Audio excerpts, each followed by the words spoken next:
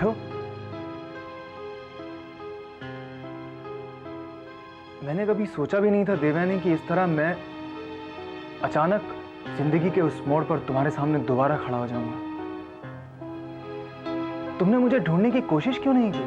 तुम्हें पाकर नहीं पा सकी, फिर ढूंढती तो क्या हासिल कर लेती। तुम नाराज तो जरूर होगी मुझसे, पर नाराज क्यों होंगी? नहीं, उस दिन अचानक मैं तुम्हारे घर पर तुम्हारे सामने आ गया और तुम मुझे देखकर भाग गई। मैं तुम्हारे वो उपकार जो तुमने हम पर किए थे पापा की बीमारी के दौरान, उन्हें लेने गई थी। मैंने अपने आप से किसी दिन वादा किया था कि जब कभी तुम मुझसे मिलोगे तो उन्हें लौटा दूंगी, लेकिन तुम रुके ही नहीं। उन्हें ही लौटाने आई हूं।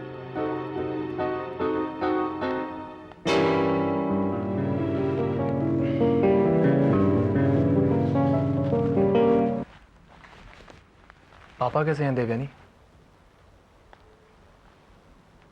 तुम्हारे गुनाहों ने मां की जान ले ली और पापा उसी पश्चाताप की आग में जल गए। तुम्हारे दिए हुए रुपए जब मुझे मां की चिट्ठी के साथ अलमारी में मिले तो मैंने उसकी समाधि बना ली।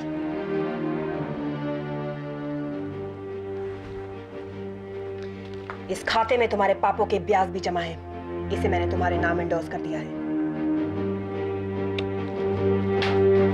देवयानी, तुम इस तरह से नहीं जा सकती, तुम्हें मेरी बात भी सुननी होगी। मेरा रास्ता छोड़ो गजेंद्र, मैं कुछ नहीं सुनना चाहती। इस वक्त तुम मेरे ऑफिस में खड़ी और मैं जो कहूंगा तुम्हें सुनना पड़ेगा। मेरे सर से माँ बाप का साया इस तरह उठ गया जैसे तूफान में किसी घर की छत उड़ जाती है।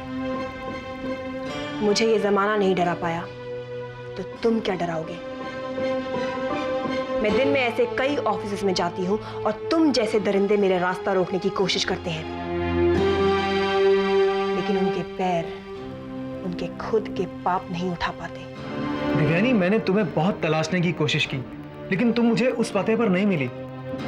तुम्हें मेरी कहानी भी सुननी होगी। अपनी कहानी को उस कच्ची सड़क के मलबे में दफन रहने दो। अगर उखाड़ोगे तो चारों तरफ बदबू फैल जाएगी। माँ एक पवित्र नाम होता है। बच्चे जिसे याद करके पाकीज़गी का एहसास करते हैं, लेकिन तुमने मुझसे वो हक छीन लिया। Goodbye mister Gajendra.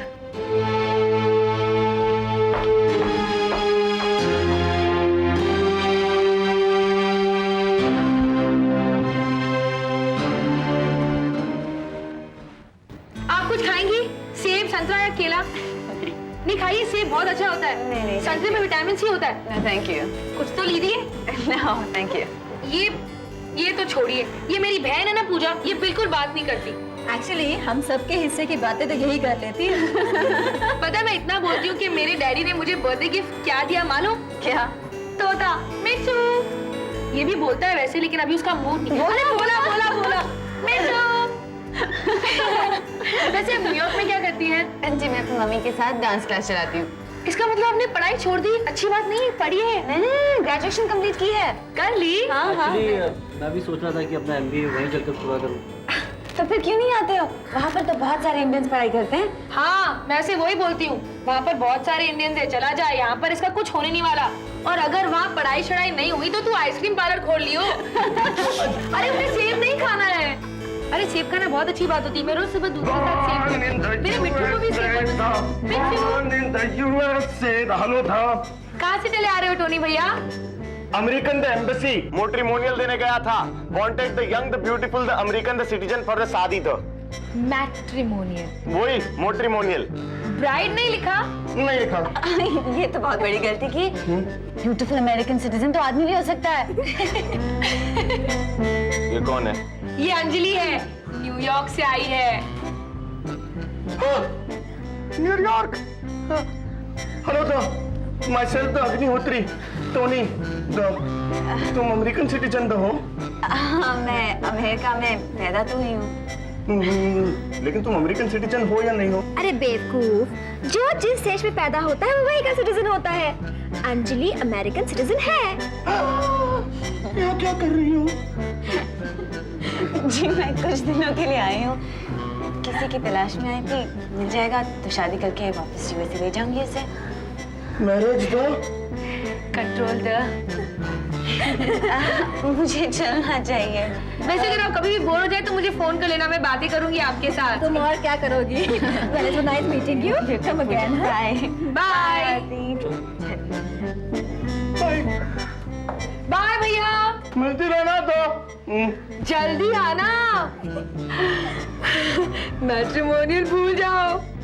घर आई लक्ष्मी, सॉरी, न्यूयॉर्क सिटीजन को नहीं ठुकराते। सॉरी। अब तो मैं ऑफिस बहुत कम जाता हूँ।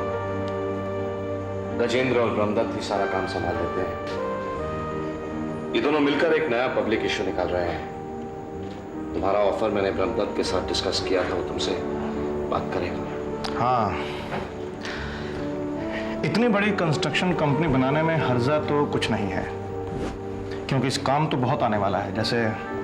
जैसे ही सरकार हाईवेज का प्राइवेटाइजेशन करेगी, वैसे ही बड़े बड़े 6 लेन हाईवेज बनेंगे और हजारों नए बड़े बड़े ब्रिज बनेंगे।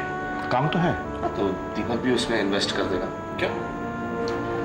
हाँ, एक ऐसी इन्वेस्टमेंट रिपोर्ट पे तो मैं काम कर रहा हूँ, बट इंडिया आने के बाद मैंने देखा यहाँ बिलियंस ऑफ डॉलर्स की इन्वेस्टमेंट की जरूरत है। But I give you the report. India में डॉलर्स नहीं चलते सर। मैं जब डॉलर्स की बात करूं तो आप उसको 42 गुना ज्यादा समझे। तुम चुप रहो गजेंद्र। हम एक नई मेगा कंस्ट्रक्शन कंपनी बनाने की बात कर रहे हैं। मेगा कंपनी के लिए मेगा फाइनेंस चाहिए होगा ना? इंडियन लॉज काफी रिलैक्स हो गए हैं, फॉरेन इन्वेस्टमेंट्स की बात चल रही है, और मैं इस इश्यू को यूएसए में एनालिस्ट कर दूंगा। पापा ये क्या सोच रहे हैं? कोई बड़ी शाख हमारी कंपनी के शेयर्स खरीद के कंट्रोल अपने हाथ में ले गई तो बैठ रहेंगे हाथ पे हाथ धरे? But what's wrong about it? जो आदमी इतना पैसा लगाएगा कंट्रोल तो मांगेगा ही। चलो, उतने बड़े पैमाने पर ना करें, जितना कंट्रोल अपने हाथ में रहे उस हद तक करें, फिर धीरे धीरे बढ़ाते रहें। और रोड्स का काम भी हजारों किलोमीटर का होना चाहिए, तभी इंफ्रास्ट्रक्चर का प्रोजेक्ट वायबल है। और हाँ, मॉडर्न सोफिस्टिकेटेड इक्विपमेंट लगाना बहुत जरूरी है, ताकि जल्दी से जल्दी सड़कें बन सके, तभी कंपनी प्रॉफिट करेगी। बेटे दीपक, सारे रिसोर्सेज मिलाकर हमारे पास तकरीबन 300 करोड़ होंगे, जिसमें से 1/3 तुम्हारा। क्या मतलब? 100 करोड़ दीपक के? हाँ, तो जो रेनू बहन का हुआ वो दीपक और राज का भी तो हुआ ना, क्यों ब्रह्मा? हाँ, और वो बाबूजी ने दिल्ली में कनॉट प्लेस वाली इमारत भी तो दीदी के नाम रख छोड़ी है वसीयत में। अरे वो तो मैं भूल ही गया। कितने की होगी वो? हाँ, अगर दीदी बेचना चाहें तो 60-70 करोड़ तो मिल ही जाएगा। सब कुछ लुटा दो। मेहनत हमने की और ये दोनों पता नहीं कहां से आ गए हिस्सा मांगने को। अगर बाबा की जायदाद का हिस्सा होगा तो सिर्फ उतना ही जितना उनके मरते समय थी, बस। आज की जायदाद का नहीं। ये जायदाद मेरी है। इसमें दखल देने वाले तुम कौन होते हो? तो लुटा दीजिए सब कुछ, भिखारी बना दीजिए हमको, मिट्टी का कटोरा पकड़ा दो भीख मांगने को, दे दीजिए सब कुछ अपनी बहन और भांजे को। अरे हमारा हक नहीं है क्या? हमने मेहनत नहीं किया? मैंने 5 साल दिए इस कंपनी को, दिन रात एक किया है। मैं किसी को एक तिनका तक नहीं लेने दूंगा। देखो मामा, मैं यहाँ प्रोजेक्ट की बात करने आया था। मेरे दिल में तो एक ख्याल भी नहीं आया कि आप बंटवारे की बात करेंगे। मैं और माँ तो यहाँ कुछ लेने नहीं आए। नहीं बेटा, मैं बंटवारे की बात नहीं कर रहा हूं, लेकिन जो रेनू का है वो तो उसे संभालना ही होगा ना। इसीलिए तो मैं नए प्रोजेक्ट की बात कर रहा था। आप ही समझाइए ना मामा को, एक छोटी सी बात लेकर क्यों बच्चों के दिल में फर्क पैदा करते हैं? दीपक, देखो भैया जो भी करेंगे ठीक करेंगे। वैसे ऐसी बातें जितनी जल्दी साफ हो जाएं उतना अच्छा है। समझ जाएगा गजेंद्र, मैं समझा लूंगा। ब्रह्मा, मुझे गजेंद्र के रंग ठीक नहीं लग रहे हैं। फौरन वकील साहब को फोन करो और नए फैमिली सेटलमेंट के कागज तैयार करवाओ। ये काम मुझे बरसों पहले कर लेना चाहिए था, जिसे मैं एक शांत झील समझता रहा, उसमें तो काई ने डेरा जमा लिया।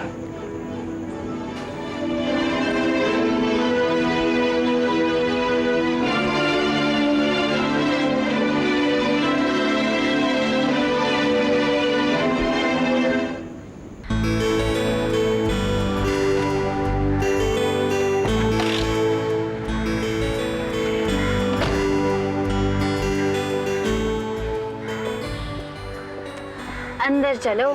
नहीं अंजलि, मैं ठीक हूँ यहाँ। कम ऑन, अंदर चलो, कम ऑन।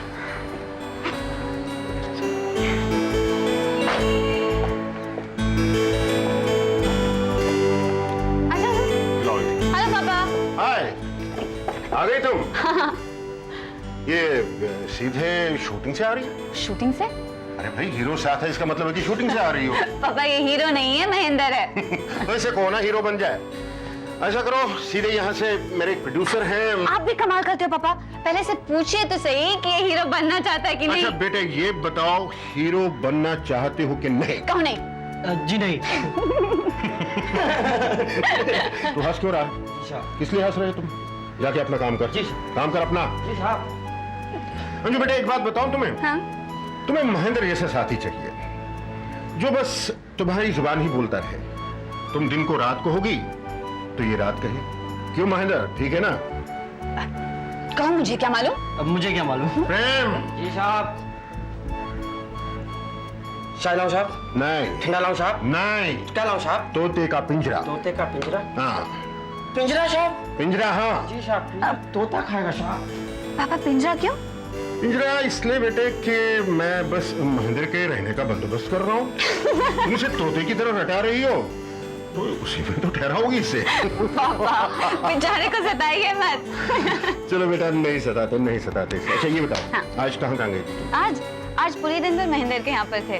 वहाँ पूजा मिली, आरती मिली और उनकी चाची शालिनी मिली। वो तो बहुत ही अच्छी है, मुझे तो प्यार में डुबो ही दिया। तब तो तुम्हें बहुत तकलीफ हुई होगी। अरे भाई, बोलने का मौका ही नहीं मिला होगा। पापा सच बात है, आज मैं सबकी सुनती रही और हंसती रही। For a change. गुड। तो अंजलि, मैं तुम्हें कल लेने आ जाऊं? वैसे भी सभी ने बुलाया है तुम्हें। हाँ बेटे, तुम कभी भी आ सकते हो उसको ले जाने। ठीक है अंकल, तो मैं चलता हूँ। Okay Anjali, bye. बेटा अंजू, तुम्हें मालूम है इस लड़के के दिल में कौन सा तूफान उठा है? हाँ मुझे मालूम है। क्या जवाब दोगी इसे? मैं कुछ नहीं कहूंगी। मैं भी तो उसी तूफान में हूँ। अगर कोई मुझसे कहे कि शेखर मुझसे प्यार नहीं करता तो मुझे बहुत चोट पहुंचेगी ना। बस उसी तरह महेंद्र को भी चोट पहुंचेगी। बेटे, ये कोई जवाब नहीं हुआ। मैं उसके यहाँ कभी नहीं जाऊंगी।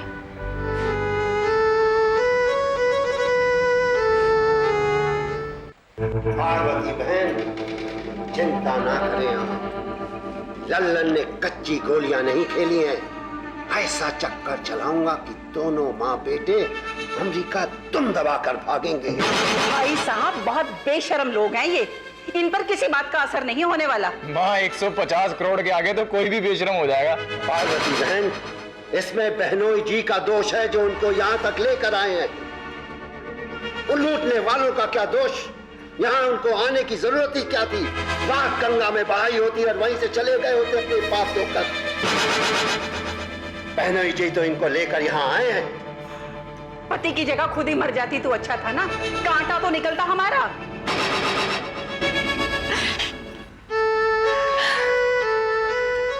आप इस तरह मत रोइए।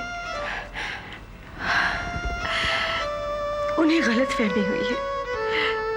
मैं यहाँ बंटवारा कराने नहीं आई।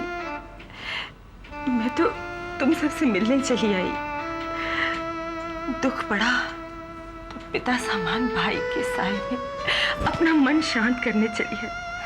तुम दोनों की ममता ने मुझे यहाँ रोक लिया।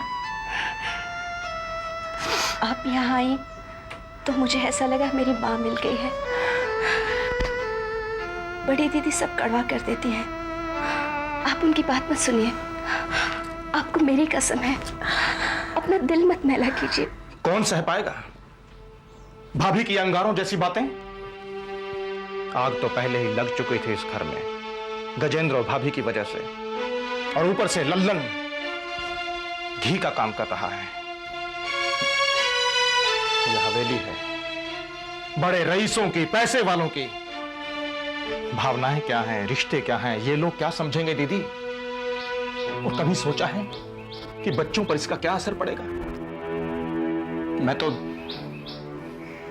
बड़े भैया का लिहाज कर रहा हूं, वरना इस लल्लन को तो मैं 1 मिनट में चलता कर देता। लेकिन आज और अभी अभी मैंने एक फैसला किया है। मुझे नहीं चाहिए, मुझे कुछ नहीं चाहिए भैया। बस आप सब सुखी रहे, फले फूले। मेरे पास सब कुछ है। मैं तो विश्वा भैया को पिता समझकर चली आई। दीदी, अगर भैया हमारे पिता समान हैं तो आप भी हमारी मां जैसी हैं। देखो, बात पैसों की नहीं है, बात है सम्मान की, इज्जत की, जो हमारा हक है। और आपके सम्मान पर कोई ठेस पहुंचाए या चोट पहुंचाए, ये मैं सहन नहीं कर पाऊंगा, किसी भी हालत में नहीं। और ऐसे माहौल में, ऐसी जगह पर मैं 1 मिनट नहीं रह सकता। शालू, ऐसा करो कि सूटकेसों में सिर्फ अपने कपड़े डाल लो। दीदी के साथ हम आज अभी ये घर छोड़कर जा रहे हैं, फार्म हाउस, इन सबसे दूर।